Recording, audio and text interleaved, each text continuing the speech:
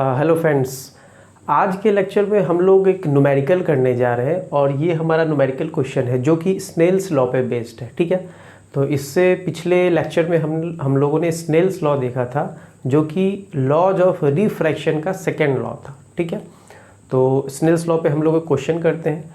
ठीक है, तो पहले ये क्वेश्चन पढ़ते हैं और इसमें स्नेल्स लॉ लगाएंगे। तो आई होप आपको स्नेल्स लॉ थोड़ा बहुत रिवाइज होगा दिमाग में, तो हम लोग उसको अप्लाई करेंगे। ठीक है, तो हमारा क्वेश्चन क्या है?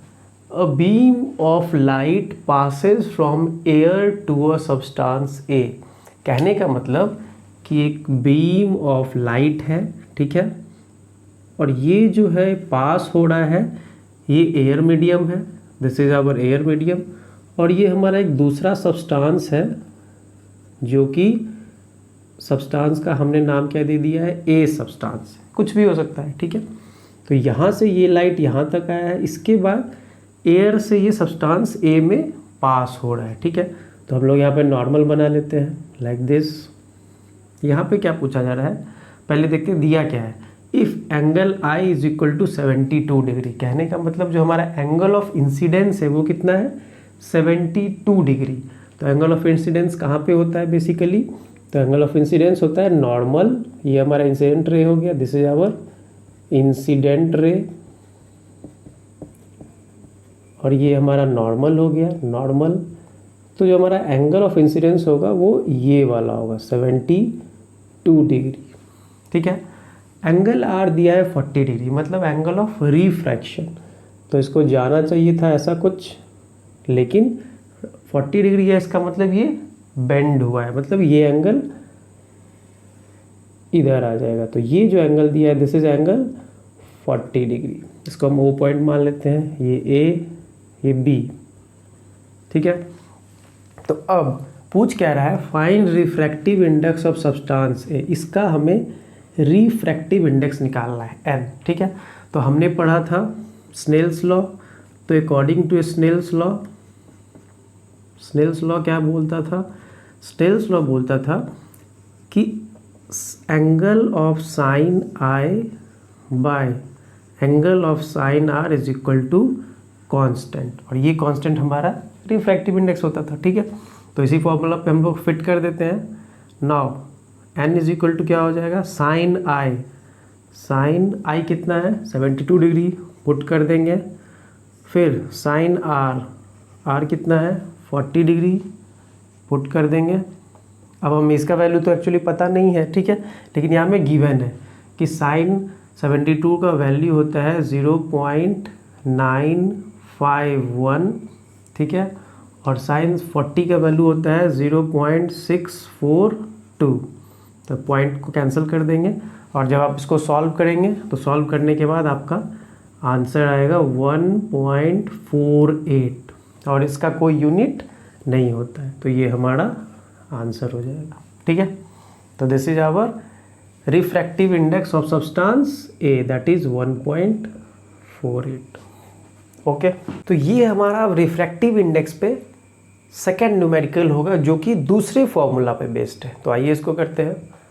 तो बेसिकली यहाँ लिखा क्या है? Light enters from air to glass. कहने का मतलब कि यहाँ पे एक रे ऑफ लाइट है, ठीक है, एक रे ऑफ लाइट है जो कि कहाँ से कहाँ इंटर कर रहा है? Enters from air to glass, मतलब ये हमारा एयर मीडियम है और ये हमारा सेकेंड वाला कौन सा मीडियम है?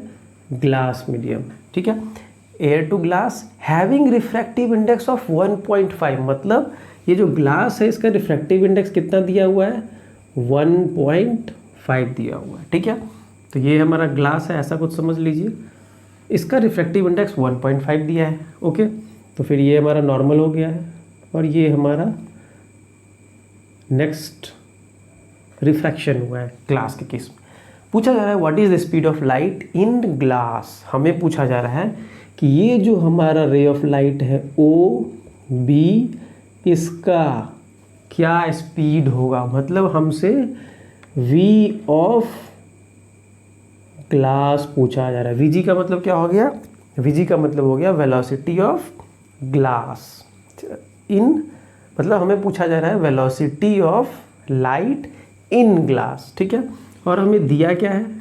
दिया तो यहाँ पे कुछ नहीं है, हमें बस एज्यूम करना होगा, दिया बस इतना ही है कि रिफ्रैक्टिव इंडेक्स 1.5 है, ठीक है। तो हम लोग फॉर्मूला पे चलते हैं। यहाँ पे क्या हमें एंगल दिया हुआ है? नहीं। तो जब एंगल नहीं दिया हुआ तो हम लोग स्नेल्स लॉ नहीं लगाएंगे। तो सेकेंड फार्मूला को रिकॉल करेंगे। सेकेंड फार्मूला क्या था? सेकेंड फार्मूला था कि refractive index is equal to refractive index of second medium, मतलब ये medium with respect to one is equal to क्या था? Speed of light in first medium. ये हमारा फर्स्ट मीडियम है, ये हमारा सेकेंड मीडियम है। तो speed of light in first medium divided by speed of light in second medium, ठीक है।